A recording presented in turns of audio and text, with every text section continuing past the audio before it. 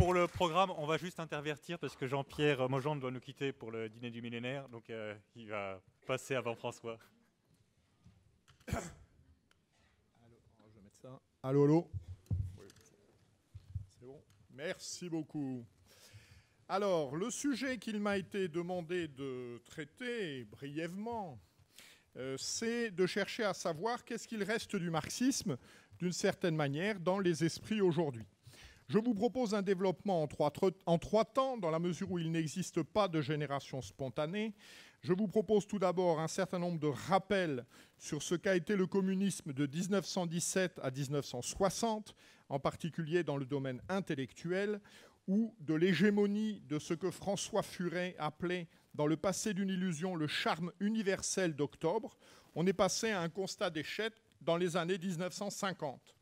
À partir de cette période, le communisme opère une mutation. Nous observons un virus mutant, comme dans les maladies.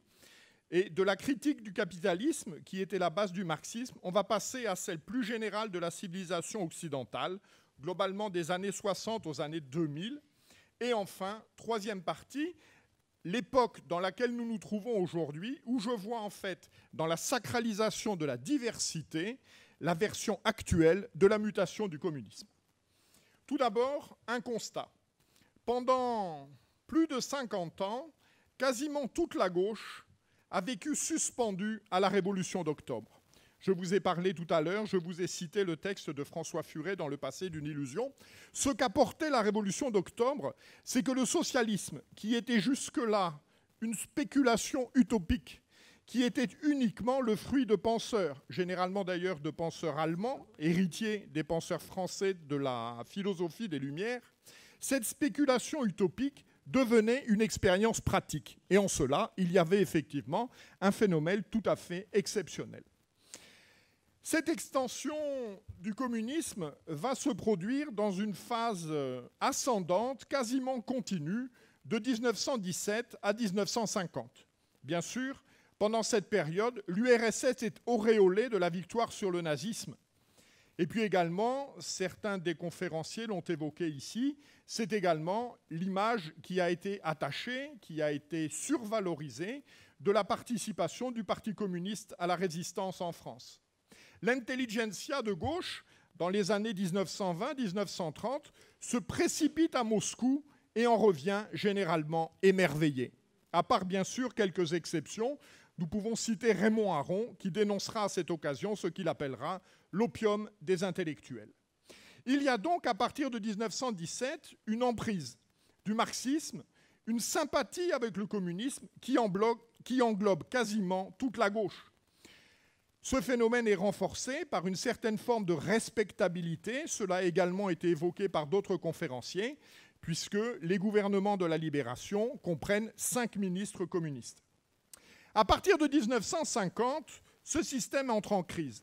Il entre en crise à la suite de 3 événements historiques bien précis.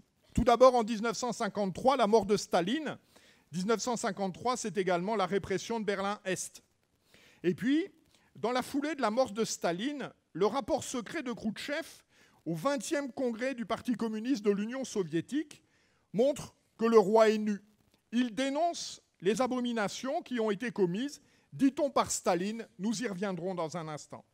Et puis enfin, cela servira à ouvrir les yeux d'un certain nombre d'intellectuels, c'est la répression de Budapest, il nous a été tout à l'heure donné le chiffre de 200 000 morts. L'avenir radieux s'embrume, le paradis prend des allures infernales, et chacun découvre que le système communiste, c'est en fait une bureaucratie policière usant de la terreur de masse. Alors bien sûr, le système cherche à se défendre, cherche des excuses, des justifications, des prétextes. Il y en a un tout trouvé que l'on pourrait formuler de la manière suivante. L'aspiration à la révolution ne devrait jamais se laisser décourager par son dévoiement empirique. On a trouvé la victime, on a trouvé le bouc émissaire, ce sera le stalinisme. Cependant, cet échec qui, à la suite du communisme, à la suite de la fin du stalinisme, est également un échec économique, un échec pratique, amène un certain nombre d'intellectuels à s'interroger sur la théorie. Quelle est la valeur de la théorie qui nous mène pratiquement à de telles abominations et à de tels échecs. Pour ces intellectuels, la priorité sera de chercher à préserver ce qui constitue le noyau dur du marxisme, que l'on peut définir, je le cite, comme un matérialisme historique et dialectique. Sartre, c'est l'époque, pourra définir le marxisme, je le cite, comme l'horizon indépassable de notre temps, indépassable de notre temps. Pour lui, le communisme est la conjugaison à la fois du scientisme, donc d'une approche scientifique, et du prophétisme, avec tous les dangers de cette approche prophétique. Je vous renvoie au livre de Thomas Molnar, L'utopie, éternelle hérésie. Et puis également, ces intellectuels sont frappés par un constat que tout le monde peut faire. Il n'y a pas, contrairement à ce que pensait Marx, de paupérisation du prolétariat. Je vous rappelle l'étymologie de prolétariat. Prolétariat, proles en latin c'est la descendance, c'est celui qui n'a comme seule richesse que ses enfants. Or, il se trouve que les ouvriers occidentaux ne correspondent, au moins sous deux aspects, pas à cette définition. Ils ont plus que leurs enfants comme richesse, d'ailleurs pour la raison bien simple, c'est qu'ils ont de moins en moins d'enfants. Et puis également, il s'est développé, contrairement à ce que pensait Marx, une classe moyenne qui se livre aux bienfaits et aux délices de la société de consommation. Et chacun en prend acte, le prolétariat n'est plus prêt à faire la révolution.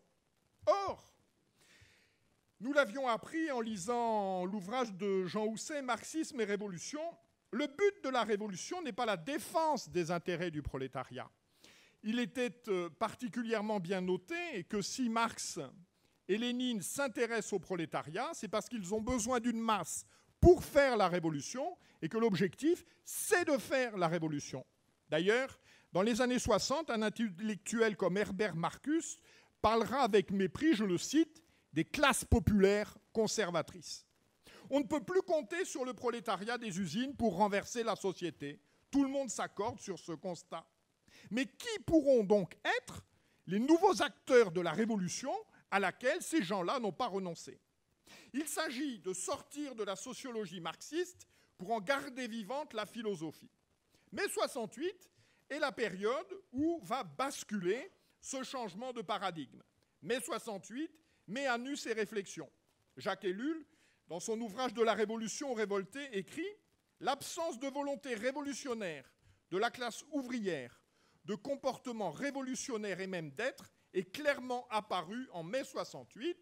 La sentence est entendue, les ouvriers français ne feront pas la révolution. » Et donc, les polarisations qui jusqu'ici étaient des polarisations économiques, conformément au schéma marxiste d'oppression du prolétariat par la bourgeoisie, se transfèrent sur un autre domaine.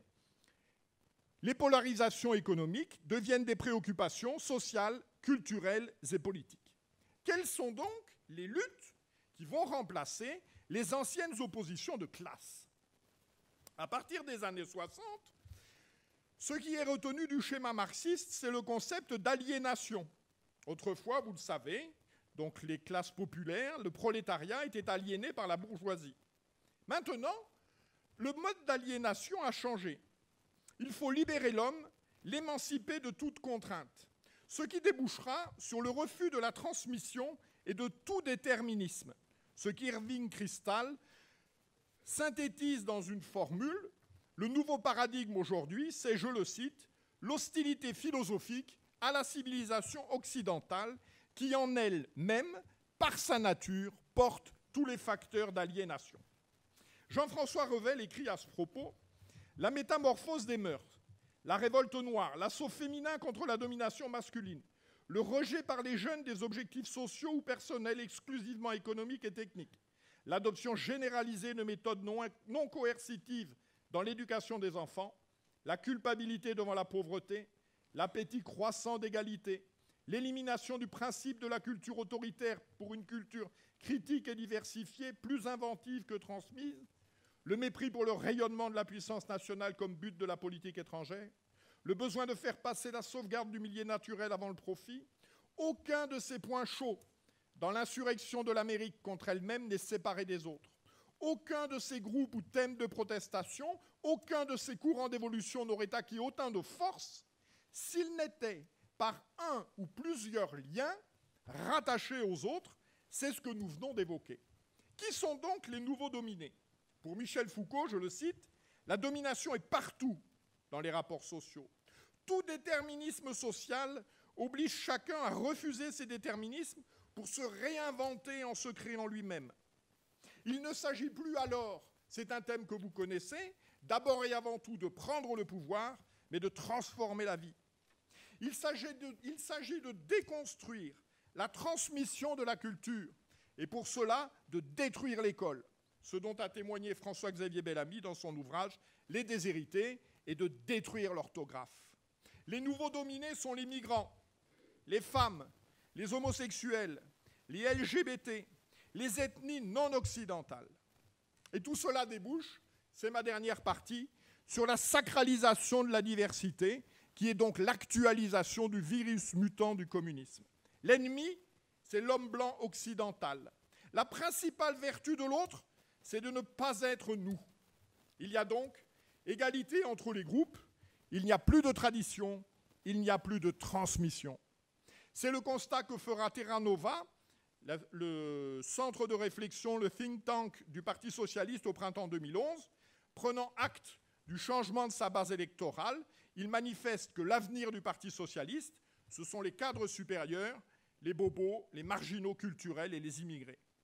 Il s'agit alors maintenant de la mise en place de ce processus antinaturel par un État autoritaire, éclairé par la bonne doctrine. C'est la persécution judiciaire qui est mise en place sous le nom de loi antiracistes, par les lois Pleven, Guesso, etc. C'est la lutte contre les discriminations. Or, la discrimination, c'est la vie. La discrimination, c'est la vie. Il nous faut refuser de tomber dans ce piège. Ce que nous devons combattre, ce ne sont pas les inégalités et les discriminations, mais les injustices. Tout s'éclaire alors. Tout s'éclaire alors de ce que nous observons sans parfois le comprendre. La complaisance envers l'islam, car l'islam est opposé à l'homme blanc occidental.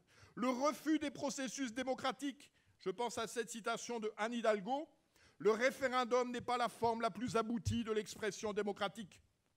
Le refus des déterminismes et des contraintes naturelles, Caroline Fourest déclarant « La loi naturelle est fasciste ». Ce sont les repentances perpétuelles. C'est également l'exaltation permanente et sans discontinuer de la diversité. Et c'est enfin le mépris que nous observons pour le sort des chrétiens d'Orient.